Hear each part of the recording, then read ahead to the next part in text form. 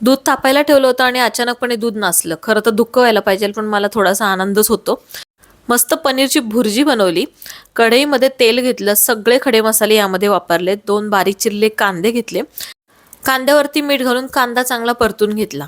आलं लसूणची पेस्ट इथं अर्धा चमचा वापरली. एक मोठा टमॅटो घेतला, त्यानंतर 2 मिरच्या बारीक चिरलेल्या वापरल्या.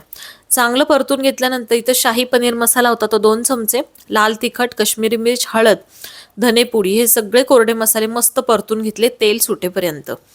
आता नासलेले जे दूध होतं त्यातलं वरचं पाणी काढून टाकलं आणि नंतर जे पनीर आपण म्हणतो ते पनीर आपण पूर्ण पाण्यासकट इथे काढून घेतलं. झाकण ठेवून आता पनीर आपल्याला छान शिजू द्यायचे किंवा त्यातलं पाणी आटवून घ्यायचंय. तोपर्यंत गरम गरम मस्त इथं पोळ्या बनवून घेतल्यात आणि तोपर्यंत आपलं पनीर जे आहे ते छान थोडंसं घट्टसर झालंय.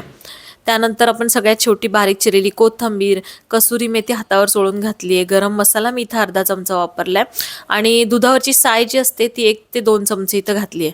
जबरदस्त चवीची भुर्जी तयार झालेली आहे. टेस्टला भन्नाट लागते, नक्की ट्राय करा.